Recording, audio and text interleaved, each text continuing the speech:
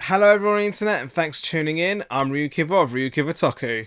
And welcome to another episode of Toku Bros. I'm Dragon Zeron of the Tokusatsu Media Center, and this is Rider Talk. Nagare Bato! So, we are going to be talking about Kamen Rider Saber episodes 18 to 32. This is a bit of a catch up for 2021 as we did take a bit of a hiatus, but we are going to bring it right up to April. We will cover news and updates in next month, I guess.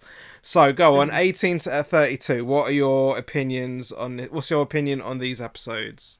Like the first five episodes of it from 18 to like 24, 25, they were kind of slow and stuff. But then they started packing up with the lore, and that's when I started to be like, okay, maybe the writer actually is competent, because the writer we had for Ghost was the one who wrote these episodes, and I'm actually kind of shocked. His writing's kind of getting better, a little bit better. It's not like so crammed together, trying to like be like more filler. There's actual story going on and stuff, and we See, get to.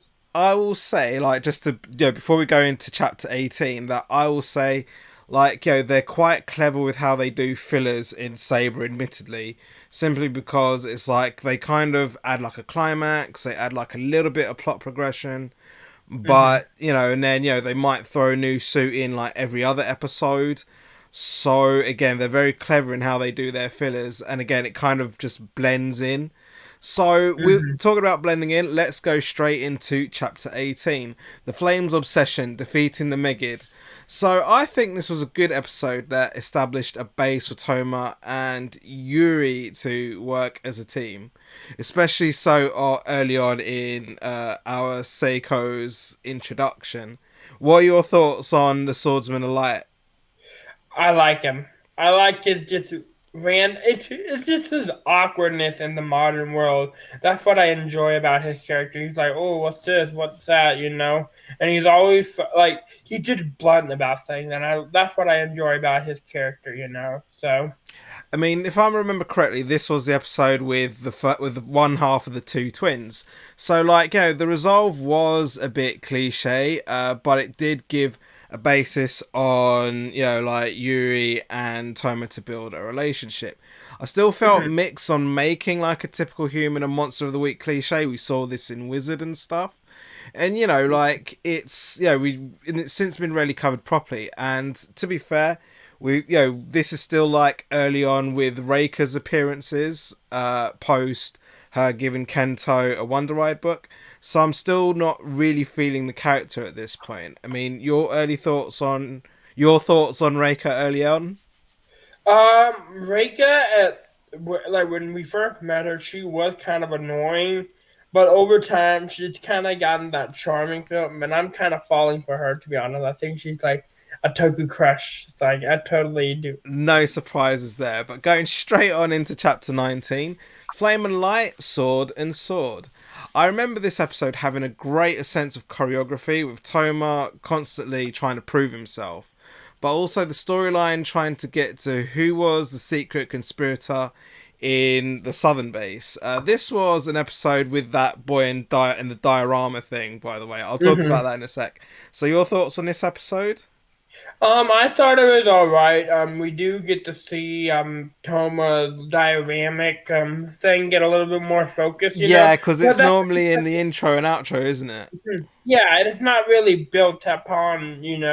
But I do like to see that they actually did pay a little bit of more attention to Toma's diorama building collection, which by the way, that's what tokusatsu is, dioramas put into Of film course and it is. I stuff. mean, especially like, me, like when it comes to like the fandom, sort of doing like these really elaborate backgrounds and then putting their like SH figure arts in front of it. I mean, in my opinion, it's so nerdy. Talk about unboxing. Right, so going straight on into chapter 20 to destroy the stronghold, the will of the sword.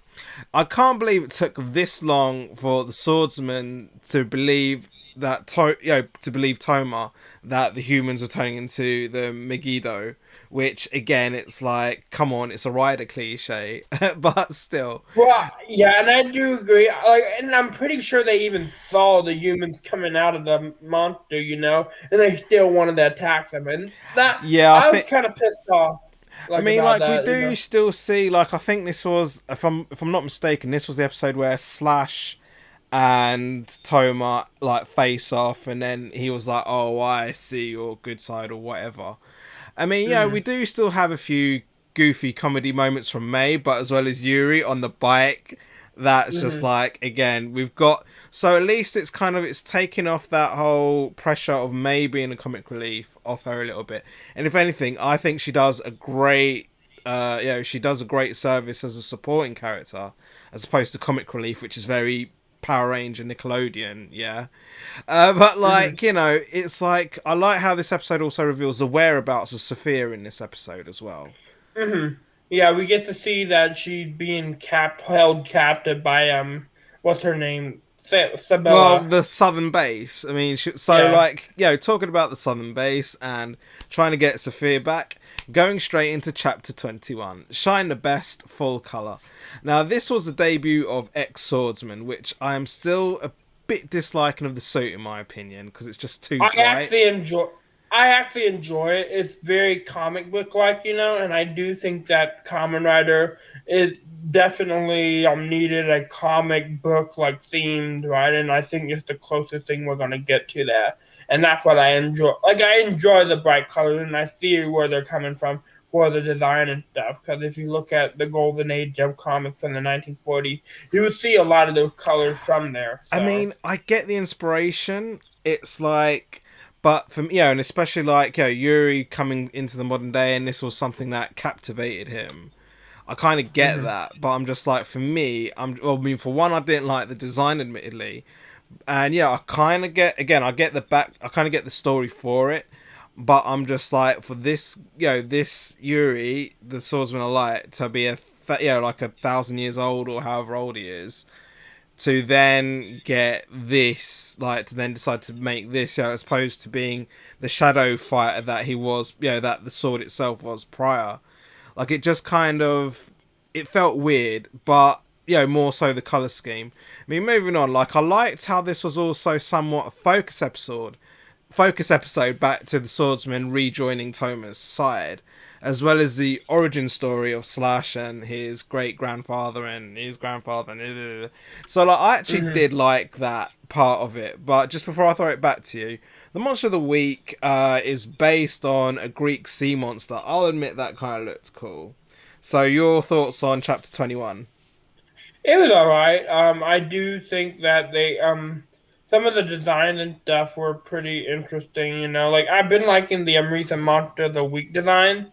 With the beard, like the one with the beard, the guy like the monster with the beard and stuff. I think that was back to the castle guy, like the diorama Uh, thing.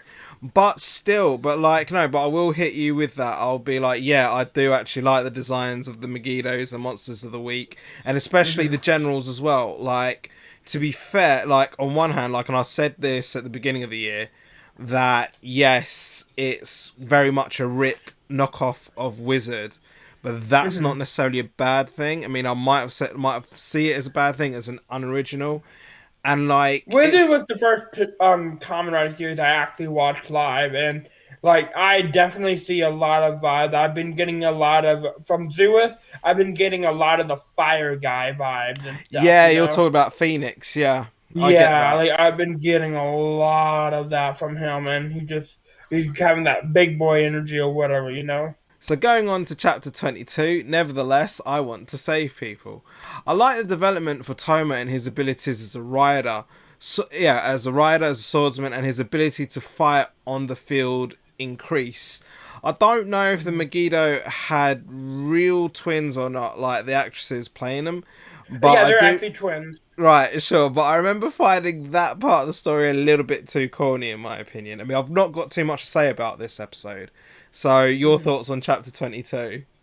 It was alright seeing them bring back those characters and like have them sisters, instead of working together, have them be a separate entity. I think that's actually a very interesting story to bring upon because, like, not all twins are the same, you know what I mean? So.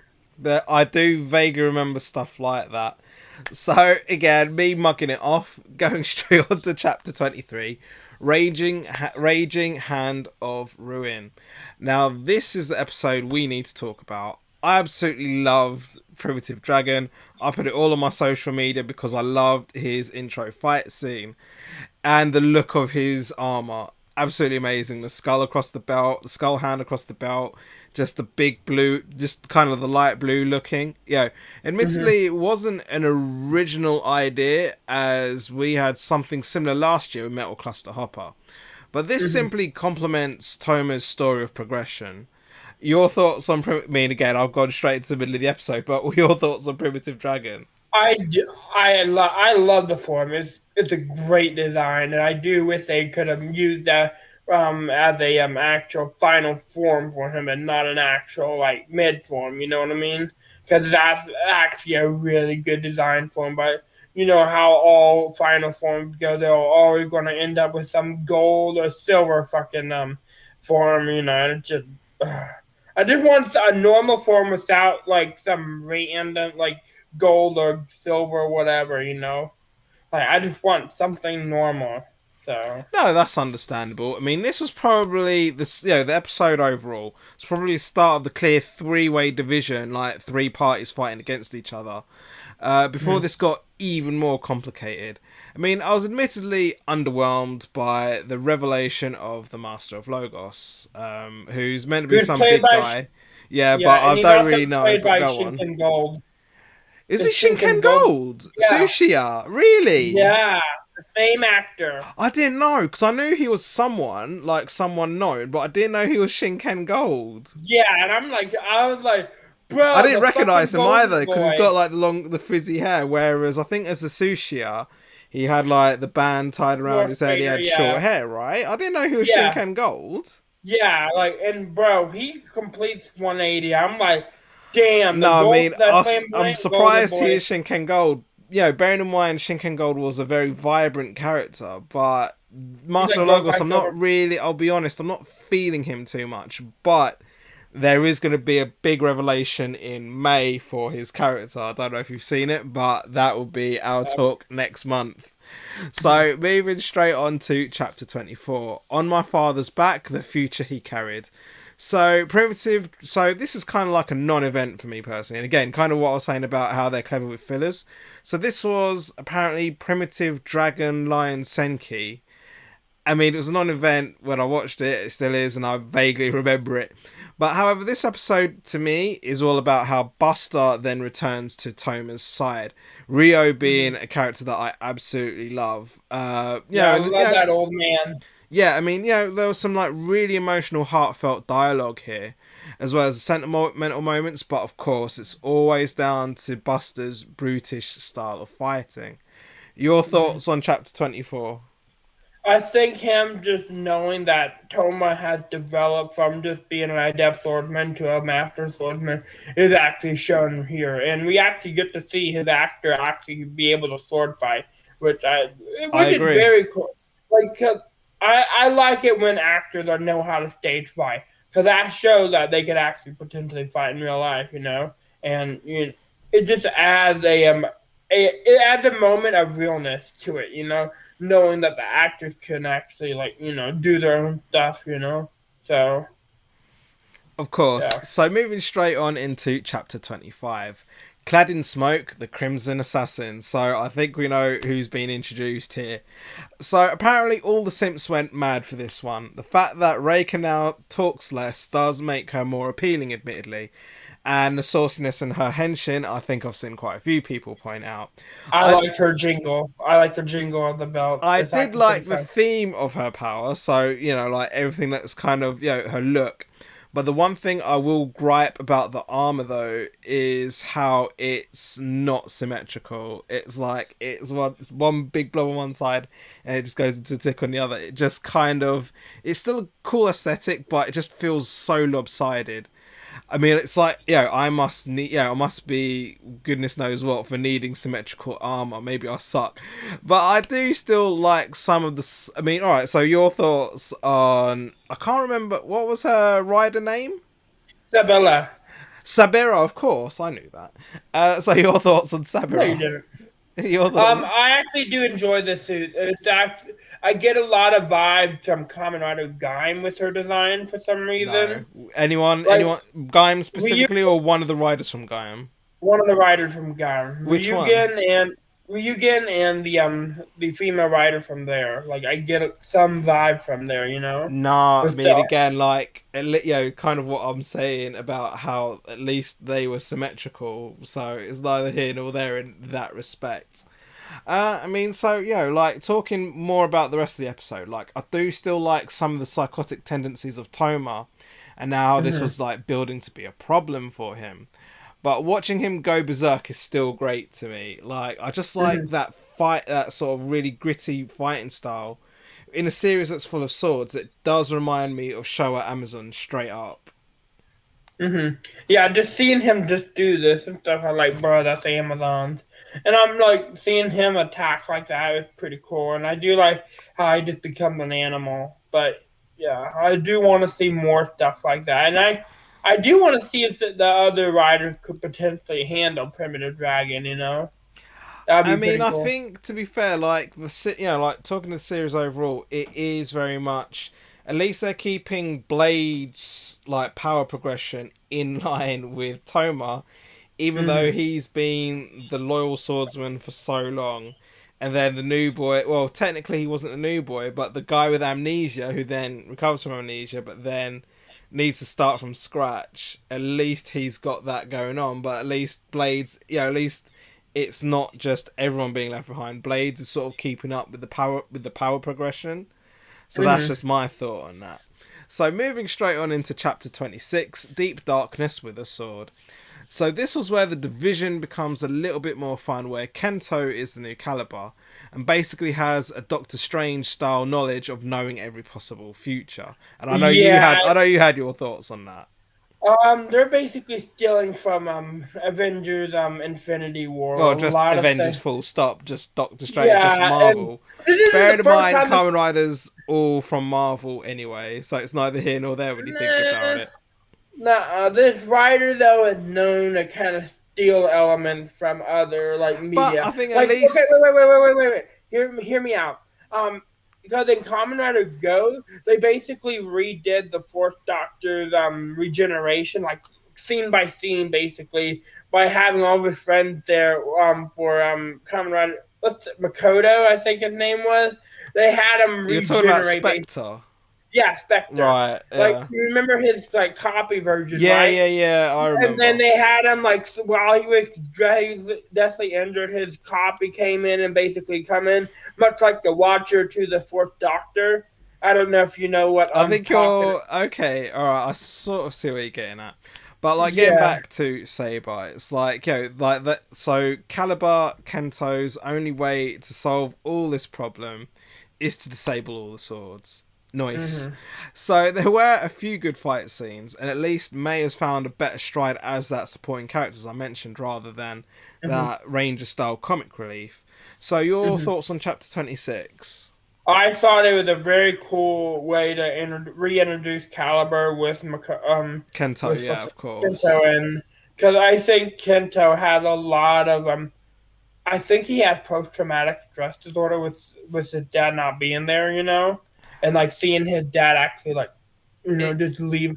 it's It kind of mm, leaves him as a tragic character, very like the ancient Greek, like and I feel for what's no Caliber. worries, no worries. Right, so going straight into chapter 27, Sorrow, turn it into a smile.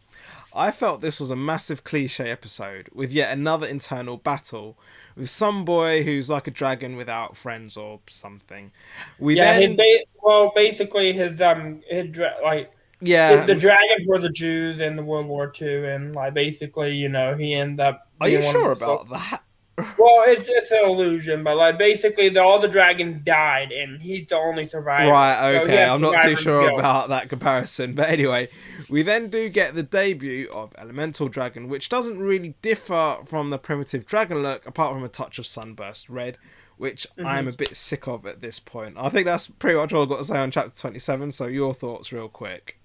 I did actually enjoy the form. I think it actually looks a little bit better than the blue, but I'm like just the form in general does actually look good. Despite them recoloring it, and I think it still makes him look tough. But I do want to see what his final form is gonna be. Because eventually we will get a final form, but There we has haven't. been rumors of some of what his final form's going to be. But Again, it's I've so, seen so two much things. speculation, but it is what it is. But moving into chapter 28, writing the past, drawing the future. I feel this one slightly focuses more on Kenzan and the fact that everyone except him has gone back to Toma, which I find a bit Ken, disappointing because he is one of my favorite characters. Like he's okay. got that rebellious streak, and probably why I'm one of the few people that actually like his character and his look. So, I don't your like his thoughts on character. episode 28, real quick? I don't like Kenzan. He's just very childish, and he just kind of struck off because he's kind of annoying, and kind of stupid to be honest with you. I think a lot of people do feel that, to be fair, whereas I feel a bit of a kinship with Kenzan personally. I see where you're coming from, but the thing is, he's just too stupid for the show. Like, Right. if they smarten him up a bit, have him be a little bit more just a little bit more intelligent. Have him look for reason instead of just blindly following, because he doesn't because he's young, but he needs to I don't know. It just No worries. Well, I don't like his let's character. move straight on into chapter 29. At the moment, the swordsman made his move. I didn't really know who that guy was supposed to be, and then he turned out to be some King Triton Sea King Kamen Rider. I liked both his look and fighting style, admittedly, but Yeah. something just felt amiss. I don't know what though. So I was actually liking the deeper look of the southern base, and again, we do see that where you got two riders just currently at the southern base, you still get like this massive look at like their horde, their massive army. But still, there's still so much going on, especially where it's unfair that the northern base has 6 swordsmen, as I say. And just like to generally wrap up this particular chapter, like it just felt too easy for Sophia to be rescued, and yet to me it kind of felt sus. Like no one questioned if she was an imposter; she just kind of turned up, right? Hmm. So, what are your thoughts on chapter 29? I feel like she I don't know, they were sussing her from the last few episodes, but I do wish they kind of just dug into her more, to try to get the truth out of it, because it feels like they're kind of trying to rush things, and trying to get rid of the Megiddo, because this is I think one of the Megiddo's last episodes, I think, or was that last For a while, anyway. So let's go straight on into chapter 30.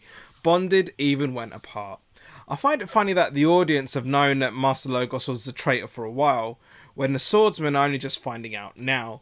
I really like episode? the return of a more prominent Megiddo as they turned it to be a little bit more sinister by using May.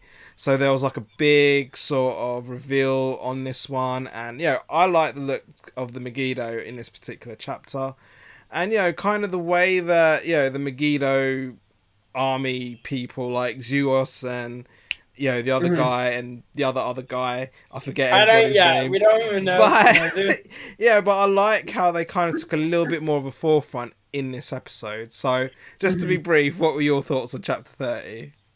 I think we're eventually gonna see. I don't think Majitos are gonna last that long. I think they will eventually go out with or the at least the two generals of Majito. I think No, the you guy might see, this merge. is where I'll disagree with you before rolling into chapter 31, is that if anything, like there's all this like three-way fighting, and like Megiddo teaming up with Logos, and then sort of what's Kento doing, what is he doing, what isn't he doing. So like, it's almost like, because Build also had like a 3-way fighting scenario. So I like how they kind of went into that in that respect. So like going into chapter 31, believing in strength, strength believed in.